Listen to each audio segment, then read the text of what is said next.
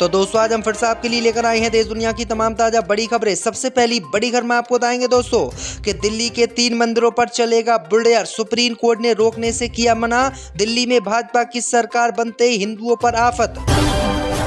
धनसिरी वर्मा चहल का हुआ तलाक, 4.5 करोड़ रुपये में सेटलमेंट। इस बार आईपीएल में 18 करोड़ में बिके युजवेंद्र चहल। औरंगजेब विवाद के बीच सीएम देवेंद्र फडणवीस ने अपने मंत्रियों को दी नसीहत, बोले राजधर्म निभाए, विवादित बयान देने से बचे, माहौल हो रहा है महाराष्ट्र का खराब। कटकटुमा कोर्ट ने दिल्ली दंगों के मामले में 11 मुस्लिम आरोपियों को बेइज्जत बरी किया, 8 हिंदुओं पर हत्या के आरोप हुए तय। दूसरी अयोध्या बनेगी औरंगजेब की कब्र, प्रकाश अंबेडकर ने भाजपा पर लगाए संगीन आरोप, महाराष्ट्र में सियासी महाभूचाल। तो दोस्तों सभी खबरों को आपको एक एक कर बताने वाले हैं, वीडियो को लाइक कर चैनल को सब्सक्राइब कर दें। इससे बीच पर तो दोस्तों अगली खबर की ओर, तो दिल्ली में बीजेपी की सरकार बनते ही दिल्ली के 3 मंदिरों पर चलेगा बुलडोजर, सुप्रीम कोर्ट ने रोकने से कर दिया मना। जब दोस्तों आपको बता दें कि दिल्ली में भाजपा की हिंदुत्ववादी सरकार बन गई है, लेकिन बीजेपी की सरकार बनने के बावजूद अब दिल्ली के 3 मंदिरों पर बुलडोजर चलने वाला है। वहीं आपको बता दें कि बुलडोजर कार्रवाई को रोकने के लिए सुप्रीम कोर्ट का रुख किया गया था, लेकिन सुप्रीम कोर्ट ने दिल्ली के 3 मंदिरों पर बुलडोजर चलाने से रोकने से मना कर दिया है और कहा है कि इन तीनों मंदिरों पर बुलडोजर चलना चाहिए। वहीं आपको बता दें कि अब दिल्ली सरकार की मुसीबत बढ़ गई है, क्योंकि केजरीवाल की सरकार में अगर मंदिरों पर बुलडोजर चलता तो बीजेपी वाले केजरीवाल को हिंदू विरोधी बताते, लेकिन अब भाजपा के शासनकाल में 3 मंदिरों पर एक साथ बुलडोजर दिल्ली में चलने वाला है, जिससे भाजपा की नींद उड़ी। इसी बीच पर तो दोस्तों अगली खबर की ओर, तो महाराष्ट्र में औरंगजेब विवाद के बीच सीएम देवेंद्र फडणवीस ने मंत्रियों को दी नसीहत, बोले विवादित बयान देने से बचे, निभाएं राजधर्म।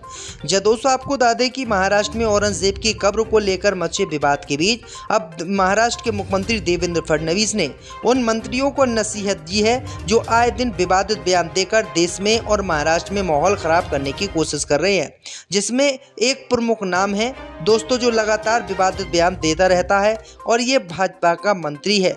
वहीं आपको बता दें कि अब देवेंद्र फडणवीस ने कहा है कि हमें ऐसे बयानों से बचना चाहिए और हमें देश में और महाराष्ट्र में स्वार्थ बनाए रखना चाहिए।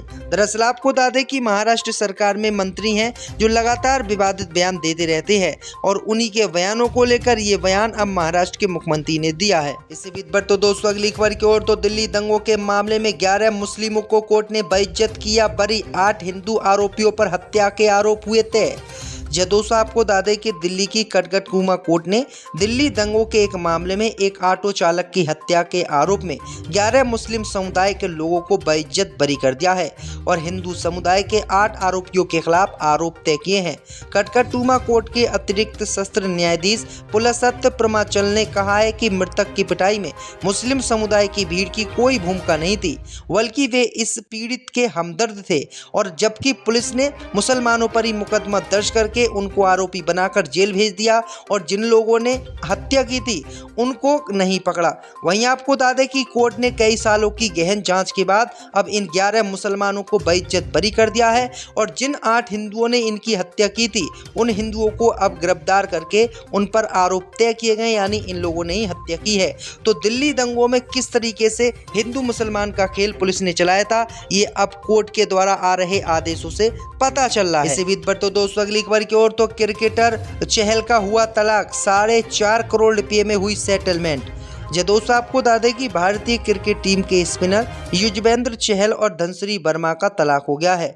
दोनों ने कानूनी तौर पर अलग हो गए हैं। चहल और धनसिरी की शादी दिसंबर 2020 में हुई थी।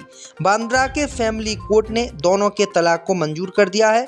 सोशल मीडिया पर काफी समय से दोनों के बीच सब कुछ ठीक नहीं होने की बात चल रही थी।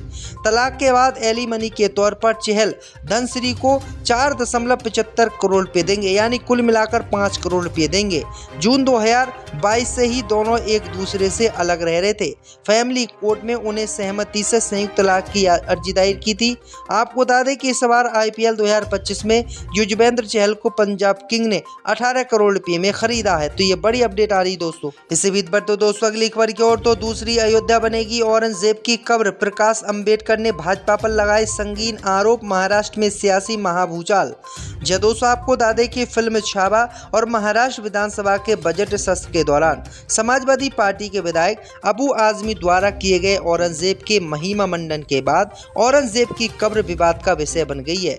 औरंगजेब की कब्र को लेकर महाराष्ट्र की राजनीति में जबरदस्त तनाव देखने को मिल रहा है।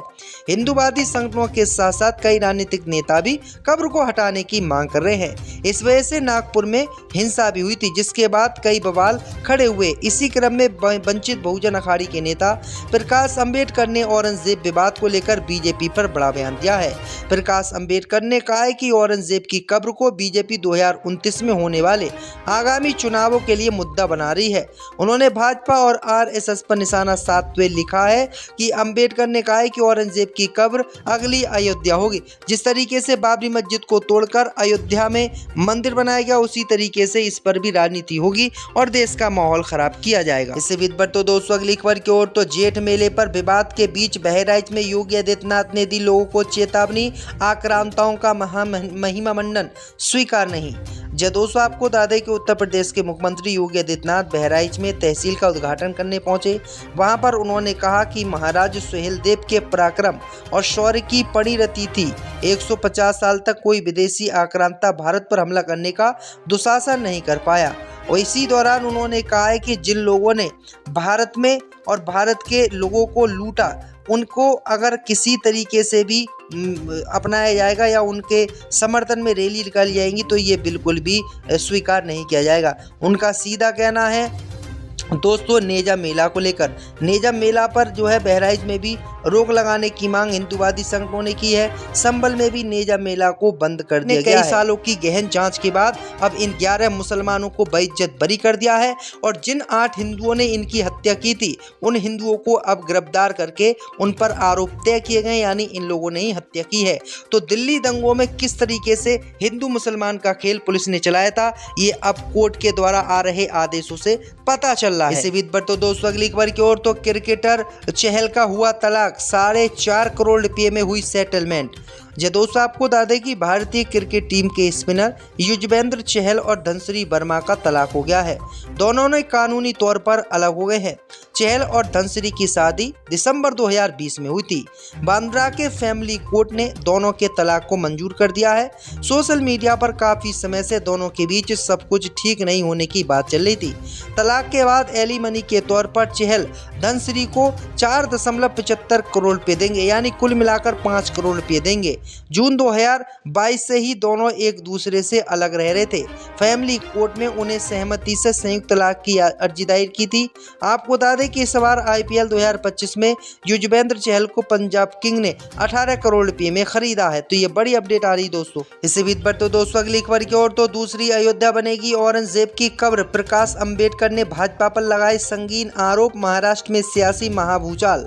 दोस्तों आपको बता दें कि फिल्म छावा और महाराष्ट्र विधानसभा के बजट सत्र के दौरान समाजवादी पार्टी के विधायक अबू आजमी द्वारा किए गए औरंगजेब के महिमा मंडन के बाद औरंगजेब की कब्र विवाद का विषय बन गई है।